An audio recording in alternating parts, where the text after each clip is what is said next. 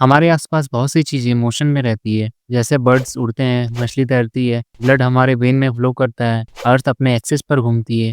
Hello students, welcome to विज्ञान academy. आज हम देखने जा रहे हैं क्लास 9th के साइंस का चैप्टर 7 जो है मोशन। एक ही ऑब्जेक्ट किसी के लिए मूविंग हो सकता है और किसी और के लिए स्टेशनरी।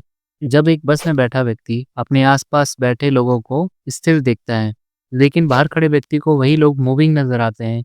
इससे समझ आता है कि मोशन ऑब्जर्वर पर डिपेंड करता है। किसी ऑब्जेक्ट की पोजीशन बताने के लिए किसी फिक्स्ड पॉइंट की ज़रूरत होती है, जिसे रेफरेंस पॉइंट कहते हैं। फॉर एग्जांपल, अगर स्कूल स्टेशन से 2 किलोमीटर नॉर्थ में है, यहाँ रेलवे स्टेशन एक रेफरेंस पॉइंट है स्कूल के डायरेक्शन के लिए। जब कोई ऑब्जेक्ट एक सीधी रेखा या स्ट्रेट लाइन में मूव करता है, तो उस मोशन को रेक्टिलिनियर मोशन कहते हैं। फॉर एग्जांपल, एक ऑब्जेक्ट बिंदु ओ से चलना स्टार्ट करता है। पहले एक 60 किलोमीटर दूर एक पॉइंट ए तक जाता है, फिर वापस आता है और बी से होते हुए सी तक चला जाता है। डिस्टेंस या दूरी यह एक स्केलर क्वांटिटी है जो बताती है कि ऑब्जेक्ट कितना टोटल रास्ता तय किया है। इसमें दिशा या डायरेक्शन का कोई मतलब नहीं रहता। फॉर एग्जांपल, ओ से ए तक 60 किलोमीटर और ए से सी तक 35 किलोमीटर, तो टोटल डिस्टेंस हुआ 95 किलोमीटर। डिस्प्लेसमेंट ये वेक्टर क्वांटिटी है जो ऑब्जेक्ट की इनिशियल और फाइनल पोजीशन के बीच एक शॉर्टेस्ट डिस्टेंस को शो करता है।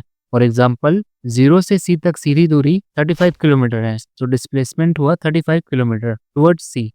अगर ऑब्जेक्ट ओ से ए तक जाता है और वापस ओ पर लौट आता है, तो डिस्टेंस टोटल होगा 120 किलोमीटर, लेकिन डिस्प्लेसमेंट होगा 0 किलोमीटर, क्योंकि इनिशियल और फाइनल पोजीशन सेम ही है। इससे ये कंक्लूजन निकलता है कि डिस्प्लेसमेंट 0 हो सकता है, लेकिन डिस्टेंस कभी 0 नहीं हो सकता।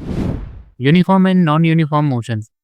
जब कोई ऑब्जेक्ट इक्वल डिस्टेंस को इक्वल इंटरवल ऑफ टाइम में तय करता है, तो उसे यूनिफॉर्म मोशन कहते हैं। फॉर एग्जांपल, मान लेते हैं कि एक कार 5 मीटर पर सेकंड की स्पीड से चल रही है, या हर सेकंड में सेम डिस्टेंस कवर हो रहा है। इसका यह मतलब है कि कार यूनिफॉर्म मोशन में है। जैसे ट्रेन एक कांस्टेंट स्पीड में मूव करती है, और एस्केलेटर या ट्रेडमिल का मोशन भी यूनिफॉर्म होता है।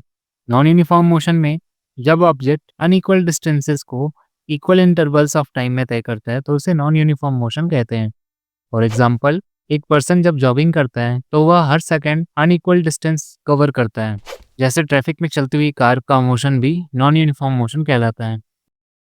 तो मोशन की रेट को मेजर करने के लिए हम एक क्वांटिटी का यूज करते हैं, जिसे कहते हैं speed. Speed is the distance travelled by an object in a unit time. यानी कोई ऑब्जेक्ट एक सेकंड, एक मिनट या एक घंटे में कितनी दूरी तय करता है, वह उसकी स्पीड होती है। इसका फॉर्मूला है speed equals to distance upon time.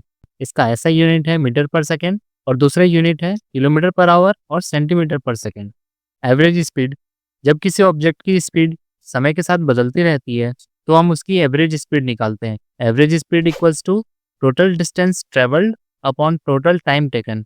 For example, एक ऑब्जेक्ट 16 मीटर को 4 सेकंड में और फिर 16 मीटर को 2 सेकंड में कवर करता है, तो टोटल डिस्टेंस हुआ 32 मीटर और टोटल टाइम हुआ 6 सेकंड्स। एवरेज स्पीड होगी 32/6 इक्वल्स टू 5.33 मीटर पर सेकंड। वेलोसिटी बताती है कि कितनी दूरी तय की गई है, कौन से डायरेक्शन में की गई है और कितने समय में की गई है। इसका फॉर्मूला होता है डिस्प्लेसमेंट अपॉन टाइम। इसका ऐसा यूनिट है मीटर पर सेकंड। एवरेज वेलोसिटी, जब वेलोसिटी बदल रही हो तो हम उसका एवरेज निकालते हैं। इसके लिए टोटल डिस्प्लेसमेंट को टोटल टाइम से डिवाइड देंगे, या फिर इनिशियल और फाइनल वेलोसिटी को ऐड करके 2 से डिवाइड देंगे। जैसे स्पीड और वेलोसिटी मोशन को डिफाइन करते हैं, वैसे ही सब्सक्राइब करना आपकी लर्निंग को डिफाइन करेगा। नीचे बने सब्सक्राइब बटन को अभी दबाइए और बने रहिए हमारे साथ इस लर्निंग की जर्नी में। अब देखेंगे एक्सेलरेशन को। जब ऑब्जेक्ट की वेलोसिटी टाइम के साथ बदलती है, तो उसे एक्सेलरेटेड मोशन कहते हैं। Acceleration equals to v minus u upon t होगा, जहाँ u इनिशियल वेलोसिटी है, v फाइनल वेलोसिटी है और t टाइम है। इसका ऐसा यूनिट होता है मीटर पर second square. Positive acceleration speed बढ़ती है, तो नेगेटिव एक्सेलरेशन में स्पीड घटती है। इसे रिटार्डेशन कहते हैं। Graphical representation of motion. Distance time graph में यूनिफॉर्म मोशन एक स्ट्रेट लाइन दिखाएगा और नॉन यूनिफॉर्म मोशन एक कर्व्ड लाइन दिखाएगा।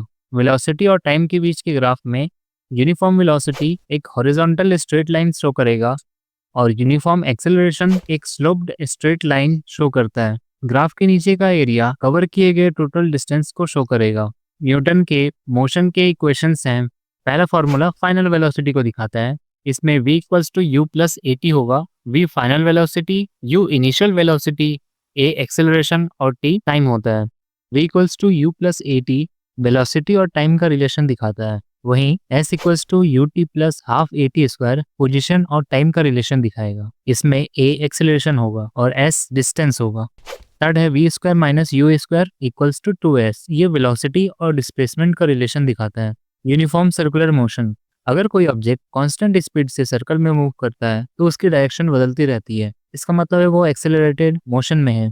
इसमें speed equals to 2 pi r upon t होता है, जहां आर सर्कल का रेडियस और टी टाइम फॉर 1 राउंड होगा। मून का अर्थ के अराउंड रिवॉल्व करना, सैटेलाइट्स का अर्थ के अराउंड ऑर्बिट करना, ये सारे सर्कुलर मोशन के एग्जाम्पल्स हैं। तो स्टूडेंट्स, आज हमने देखा कि मोशन को डिस्क्राइब करने के लिए हमें रेफरेंस पॉइंट चाहिए। डिस्टेंस और डिस्प्लेसमेंट में क्या फ़र्क होता है। मोशन टू टाइप्स के होते हैं, uniform and non uniform. Speed और वेलोसिटी क्या होती है और इसे कैसे मेजर करते हैं। एक्सेलरेशन क्या होती है और ग्राफ्स की मदद से मोशन को विजुअली समझ सकते हैं। और अंत में जब कोई ऑब्जेक्ट कांस्टेंट स्पीड से सर्कुलर पाथ में मूव करता है तो उसे यूनिफॉर्म सर्कुलर मोशन कहते हैं। अगर आपको यह वीडियो पसंद आया हो और आपने कुछ नया सीखा हो तो एक लाइक ज़रूर करिएगा और कमेंट में बताइए कि आपको कौन सा कॉन्सेप्ट सबसे अच्छा लगा। और इस वीडियो को अपने दोस्तों के साथ शेयर जरूर कीजिए। Easy to understand science lessons के लिए चैनल को सब्सक्राइब जरूर करिए। मिलते हैं अगली क्लास में। Till then keep learning, keep growing. जय हिंद।